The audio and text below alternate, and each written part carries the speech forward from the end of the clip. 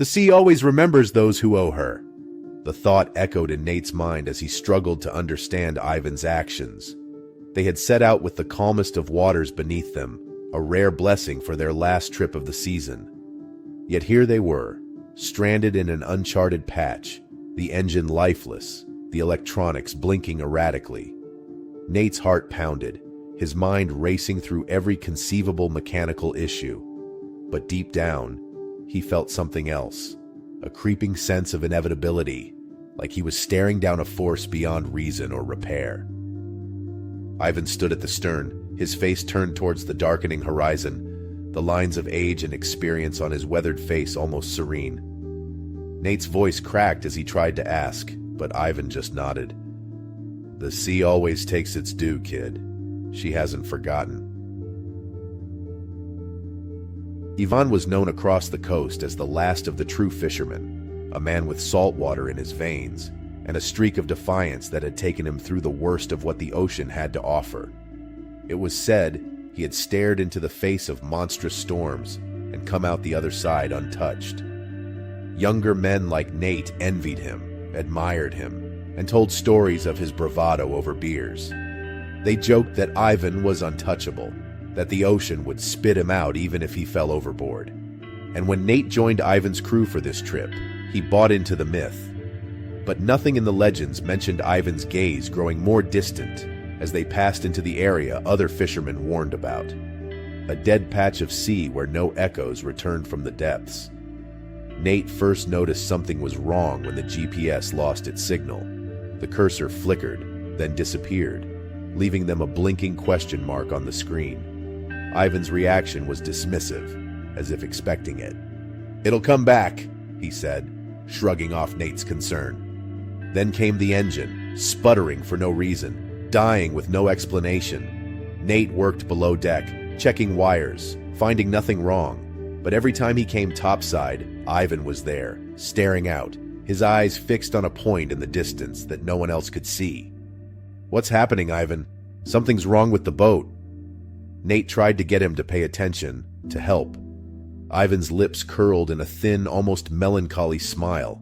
"She's calling," he whispered. "It's been years, and she hasn't forgotten." Nate shivered at the tone, resigned, almost peaceful. As the sun dipped below the horizon, the water around them turned black. The quiet became oppressive, the usual creaks of the boat strangely absent, as if the ocean had swallowed all sound. Nate felt it then, the weight of the place. Something old, something hungry. He looked to Ivan, hoping for guidance, but Ivan was preparing something else entirely. "We're not getting out of here, are we?" Nate's voice was little more than a whisper, breaking the stillness that had settled like a veil over them. Ivan didn't answer. Instead, he turned from the edge of the boat, holding something metallic. Nate's heart sank as he saw the wrench in Ivan's hands, the deliberate destruction in his eyes. The realization came with a surge of terror. Ivan was sabotaging their only way home. "Why?" Nate yelled, stumbling backward. Ivan stepped closer, his face illuminated by the weak glow of the lantern, a face that showed not fear, but acceptance. "The sea took my brothers, my friends. I escaped every time. But you can't outrun her forever, Nate. She'll always take what she's owed." Ivan spoke calmly, almost like he was explaining a lesson. "Tonight, it's my time." Nate's mind raced. He had to do something, to survive, but Ivan had already sealed the deal. The old fisherman moved to the edge of the boat, and before Nate could do anything to stop him, he saw the plunge, Ivan stepping off the boat, disappearing into the darkness below, claimed by the unseen depths. Nate stumbled to the controls, trying desperately to bring the engine back to life, to steer the vessel away from whatever it was that had haunted Ivan, that now haunted them both. He tried again and again, the engine sputtering but not catching, his breath ragged as he realized Ivan had made sure of it. The ocean around him rippled, and for a moment, Nate saw something beneath, a shadow, or perhaps just a trick of his terrified mind. The water churned, and Nate felt the pull of the sea as though something, somewhere, was reaching for him too. He had one choice, whether to let the ocean take them both, To fulfill the debt Ivan spoke of, or to fight for his life, to defy the pull of something beyond reason. Nate grabbed the radio, hoping against hope that someone, anyone, could hear him over the dead signal and the static. He screamed into the receiver, and somewhere, distantly, he thought he heard a reply, like a faint whisper cutting through the overwhelming silence of the sea. The boat rocked, the darkness closing in around him, and Nate knew he was no longer facing just the ocean. He was facing something that remembered, something that demanded.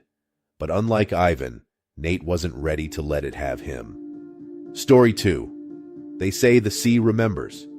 For every lost soul, for every tragedy swallowed by its waves, it keeps a token, a marker to warn those who still live of what lies beneath. It was a lesson Jake would come to understand, but by then, it would be far too late. Jake was never one for old legends. To him, the whispers of ghost boats and cursed buoys were stories told by the older crew to keep rookies like him in line. So when the tale of Eli Hawthorne, the beloved fisherman who had died in a freak accident, was brought up again at the dockside bar, Jake rolled his eyes. The other deckhands claimed that Eli's boat could still be seen floating near a lone buoy, a rusted thing bobbing far off the coast, near the spot where Eli had gone under. They said the buoy was Eli's final resting place, that no man should dare disturb it. But Jake was young, brash, and eager to prove himself, and he saw a chance to make a name. So when Captain Reynolds readied his boat for an overnight run, Jake pulled him aside. "Cap, I think it's time someone put that ghost story to rest," Jake said, his eyes bright with a daredevil's gleam. Reynolds's weathered face darkened, his lips pressing into a thin line. "There are things in the sea that are better left alone, boy," he warned, his voice rough as the salty wind. But Jake was determined, and Reynolds, though grumbling, reluctantly led him aboard with the condition that no harm come to his ship. As night settled in, Jake saw his chance. The buoy, a rusting, lonely thing bobbing in the moonlit waves, appeared through the ship's floodlights. He tossed a rope and secured it, hauling the buoy aboard. It landed on the deck with a heavy thud, splashing salt water across the planks. Jake looked down at it triumphantly, but something felt wrong.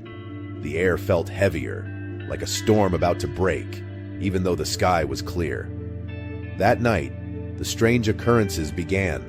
The first was small, a wrench missing from the tool rack. Jake chalked it up to forgetfulness, but then they lost more. Knives vanished, gear disappeared, and the usually orderly deck became a mess of misplaced tools. At first, Jake dismissed the crew's growing unease. It was just coincidence, just mistakes. That was until the whispers started. They came from below deck, soft murmurs that sounded like someone calling out in distress, echoing between the metal walls. Jake went down to check, his flashlight cutting through the dark, revealing nothing but nets swaying gently as if moved by unseen hands. He felt the hairs on his neck stand up. Maybe the older crewmen were right. Maybe some things were better left untouched. Then the catch went bad. Overnight, their prize haul, enough to fetch them a fine profit, spoiled, turning sour and foul-smelling. The fish's eyes were glazed over with something dark and oily, and Captain Reynolds' expression grew thunderous. He turned to Jake, his gaze heavy. "You shouldn't have done it," the captain whispered, his voice trembling between anger and fear. "You brought him aboard, boy." Jake tried to laugh it off, but he could see the look in the other's eyes. Fear. True fear. It wasn't just superstition anymore. The men were genuinely terrified. That evening, Reynolds finally made Jake inspect the buoy more closely. Together, they scraped at the barnacles and pried it open. Tucked inside a hollow compartment were personal effects, a small leather wallet, an old compass, and a photograph, the edges curling with age.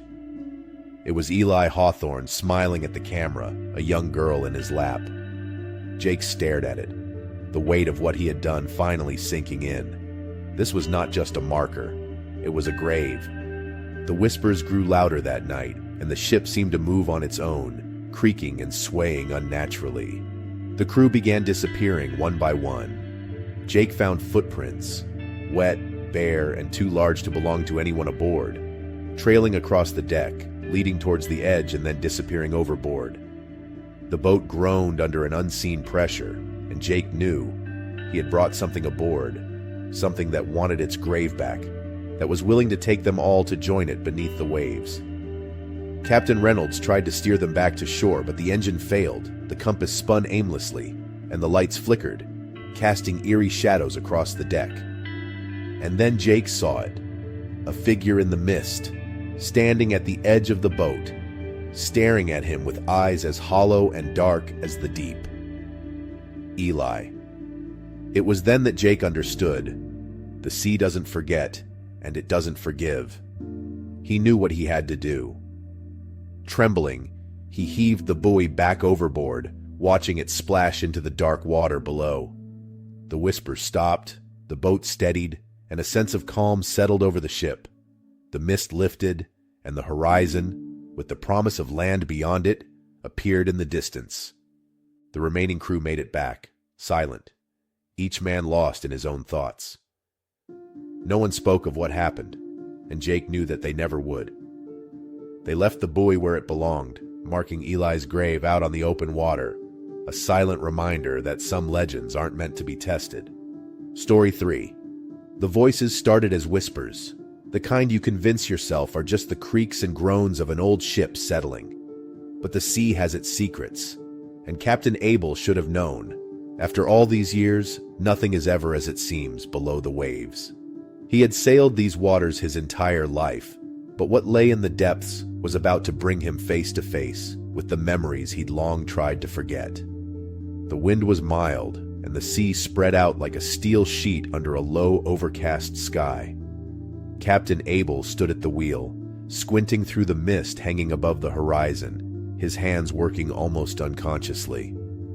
The ship, the mariner's Resolve, cut through the water, its sonar pinging quietly in the background. Abel had fished these grounds for years, a rhythm as familiar as breathing. But recently, the readings had started showing patterns that made the hairs on the back of his neck stand on end. "Hey, Cap!" Lewis's voice broke through the quiet. The young engineer climbed the narrow stairway up to the bridge, his brows furrowed, his eyes glancing back toward the sonar screen below deck. "You might want to take a look at this. The readings, they're not normal." Abel waved him up, and Lewis brought the portable readout, the small screen alive with a pattern that moved almost like a heartbeat. Abel frowned. Fish didn't do that. "Could be a glitch," Lewis said, though his voice carried no real confidence. He was a sharp young man, rarely prone to mistakes. The other crew members were scattered about the ship, carrying out their duties, but soon, one by one, they all gathered around the sonar station. The strange pattern pulsed, an undulating rhythm. It wasn't until that night, when the sun sank and the mist closed in, that the pings began to change, and the whispers began. Lewis was the first to hear it, a faint murmur like someone calling his name. He shook his head, clearing it, thinking it was just the hum of the machinery. He'd been down there alone, staring at the screen, when he heard it again, clearer this time, almost as if someone were standing behind him, breathing the words softly into his ear. "Lewis." He spun around, his heart pounding, but there was nothing there, just the dim lights of the sonar room and the distant murmur of the sea. He swallowed, his throat suddenly dry, and he went to find Captain Abel. "It's them," one of the older crew members whispered later that night. The crew had gathered on deck, drawn by the strange noises now echoing through the hull, like voices, like laughter, like crying. "The ones we lost, Cap, they're still out there." Abel shook his head, his face pale. "Enough of that," he barked, trying to keep his own unease at bay. He was a man of reason, of hard work and harder facts, and yet he knew the sea had a way of twisting truth, of turning logic into mist. "It's the fault line," Lewis said, his voice shaky but determined. "I've been checking the readings. There's something under us. A crack, maybe. A deep one. It's pulling at us, drawing everything in. A fault line? Abel repeated, staring at the young man. That's what's causing this? Lewis nodded, his eyes hollow. The pings, the noises. It's the fault line. It's creating some kind of resonance, dragging us, like it's calling us. The crew exchanged glances, some shaking their heads, others swallowing their fear.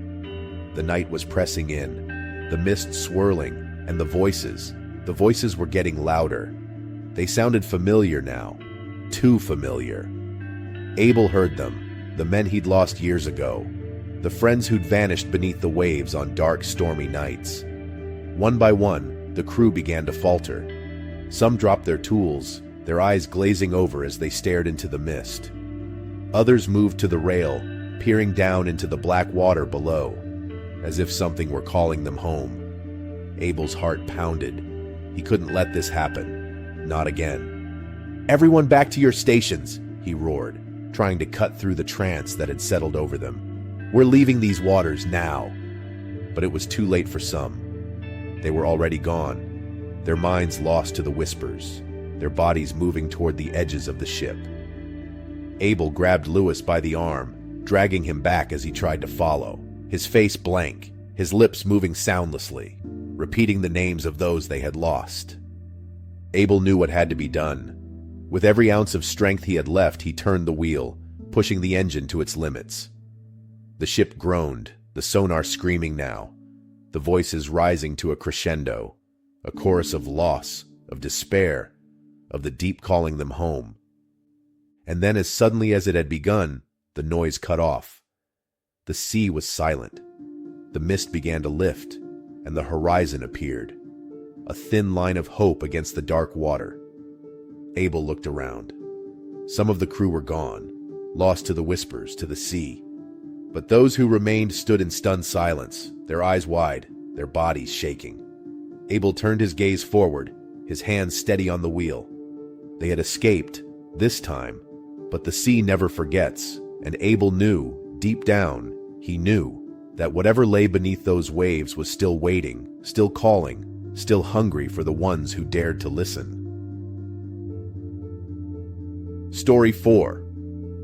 Marco had always scoffed at tales of the sea, ghost stories whispered by young deckhands after dark. But that morning, as he gazed at a harbor filled with empty boats, their engines still humming, he could no longer dismiss the inexplicable.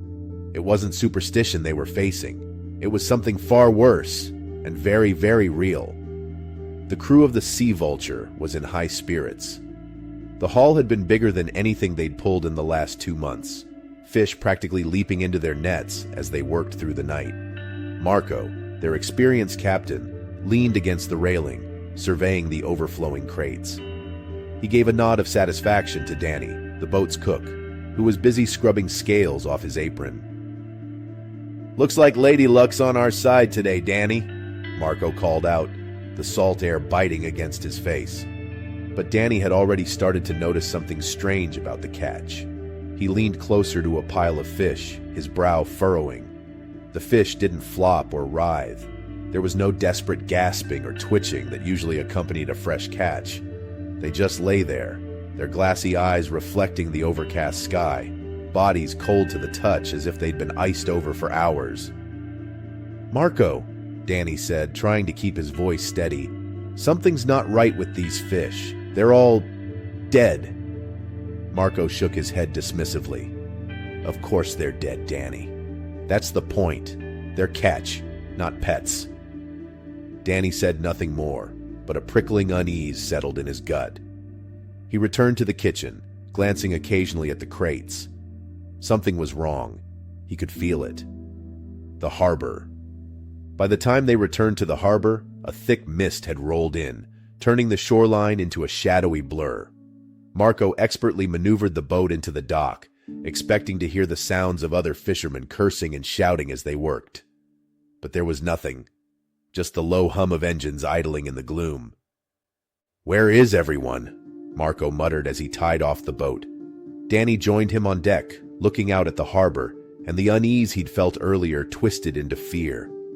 All around them, boats were lined up against the dock, bobbing gently with the tide.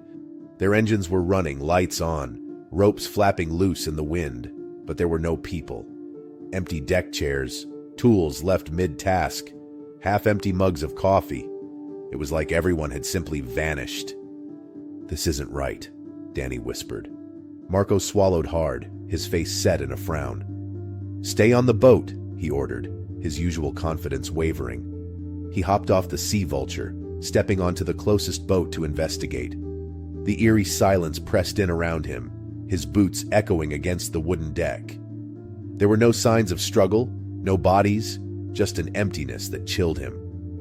"Danny, radio the Coast Guard," Marco called over his shoulder. "Tell them we've got a situation." Danny nodded, running to the radio, but all he got was static, just an endless hissing static. His heart pounded in his chest as he turned the dials, trying different frequencies, but the result was always the same. The discovery. Marco returned to the boat, his face pale. "Nothing. It's like they're all gone." Danny bit his lip, thinking, "It's the fish, Marco. Something's wrong with them.